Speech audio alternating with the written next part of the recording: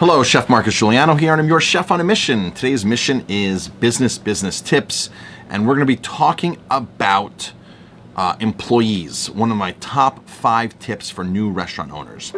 And that tip is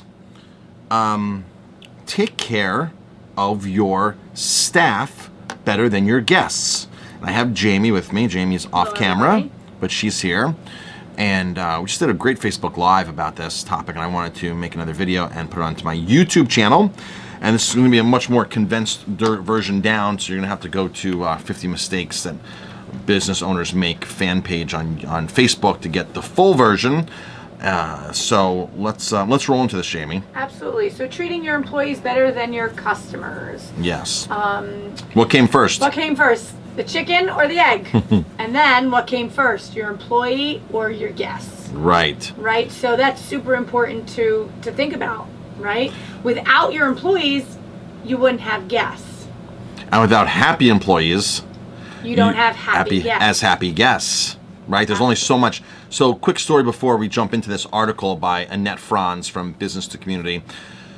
So growing up as a young chef, a young apprentice, I was put through the Greenbrier, the Broadmoor, through a Michelin 3-star in London, a lot of local restaurants, a lot of Catskill resorts up here in the Borscht Belt. The Greenbrier, the Broadmoor, exceptional training programs on how we as an employee has to bow down and do everything we possibly can for the guest. How we have to do everything, to make the guests 100% happy. On the flip side, not many places actually spent time on making the employees happy. I remember a lot of restaurants in general can be very verbally abusive, emotionally stressful. Working in kitchens, working for some of these chefs is not the easiest thing to do. High stress, high volume, you got to get it out now. Guests can't wait. It's all about the guest. And very, very little ever went into culturing and nurturing the employee to make sure the employee was happy. It's like, I need you to work tomorrow. Well, I've already worked 6 days this week. I don't care. I need you to work tomorrow. And it's like, okay. And you're like, wow, I got to work as my job's in the line.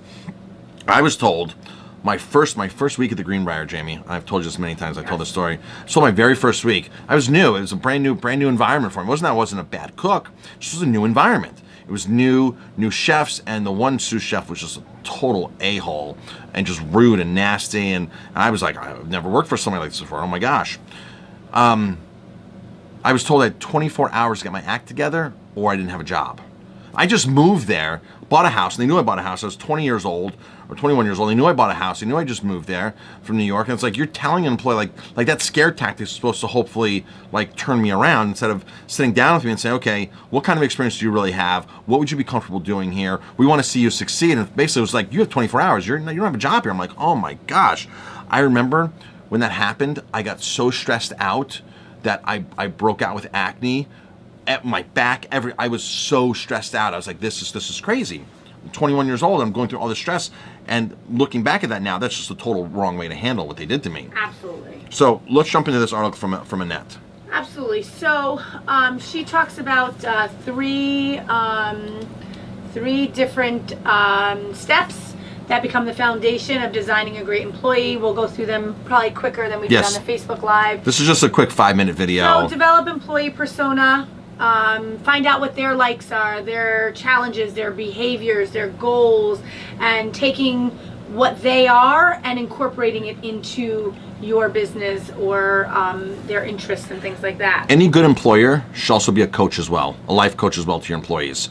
You're going to be a babysitter. And there's some employees that you're not going to be able to save, but as a restaurant owner, as a boss, you have to step up to the plate and say, I'm taking 100% responsibility for my team. And if somebody on the team does not fit after I've tried so many times to put them in the proper job and put them in the right course, then we have to exit them out of there and get them into a job. You're doing them a favor by getting them into a job, into a business somewhere else that they'd be happier in. I've had many times people have said to me, oh, so-and-so works for you. How are they? All sarcastic, like, oh, they screwed up at my place royally. I'm like, man, they're doing great. I don't have any problems with them. They're on time, this and that. They're like, oh, wow, it's totally different than when they worked for me. They must have changed. Well, it's the employee must have changed, or the boss, the management style must have changed. to get that person more productive or in an element, or a lot of things change except for the employee to change is a big step. So things did change. You're right, things did change. It might not be, they don't want to take 100% responsibility for, well, maybe I managed that employee wrong. Maybe my system was wrong. We have employees that come here. I had a guy who come here, worked for 4 days, moved here from Vermont, paying him big bucks. 4 days he worked here. This isn't for me. Thank you for letting me know now it's not for you. And, and that's it. You part ways, and don't try to at that point you don't try to keep somebody on board who's not going to be happy here and productive. So, but then you have to map out what their goals are. Number 2 is mapping out the employee's journey, mapping out what is expected of them. Giving them the tools to be successful and mapping it out so that they understand what is expected of them and understand where they're going with their job. Right. So there's a lot of job employers that people come in with no job description. The bosses always tell them what they're doing wrong. So on the job training of what they're doing wrong, not really what they're doing right. The other employees don't really give them enough support because they didn't have enough support.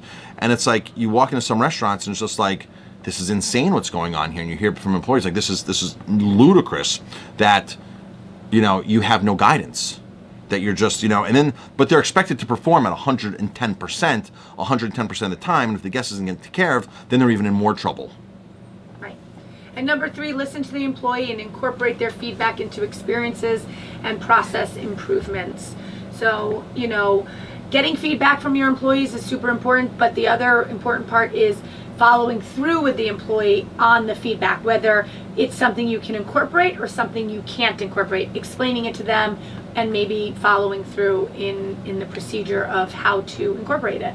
Great. So Annette Franz, Business to Community, treat your employees as good as your guests. Or customers. And we first learned about this concept in our mastermind group. One of the mastermind members there, she was bragging how her main goal is to take care of her guests first. I mean, her employees first. And for us, 10 years ago, that was like a little different concept, especially where I came from.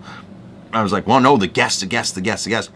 You have to have happy employees, happy team members to provide truly good service. There can be a lot of disgruntled employees or unhappy employees that are still giving good service. But imagine if they were happy, how much better their service would be. And they're maybe only giving that great service or that good service because it's fear-based. Like with me, when I was told I only had 24 hours, I was fear-based and I reacted in a fear-based way to cook better food, not in the way where, let's put you to where you would fit in best. It's like, no, you're staying here, but you can't fail and you have to do this in 24 hours. Which is totally the wrong way to handle it looking back at that. And, and if nowadays, if you do something like that, somebody's going to put you on social media. They're going to go to HR department, and things are going to happen and shaken up in bigger places. But a lot of mom and pop places still have no structure. They have no job descriptions, like I said. They have none of this infrastructure, and they have none of this compassion for employees. And that's it's terrible. It's just downright terrible to see what other restaurants. Take care of your employees. Yep. We talked to a lot of other restaurant owners that bitch and complain about every single person on their staff.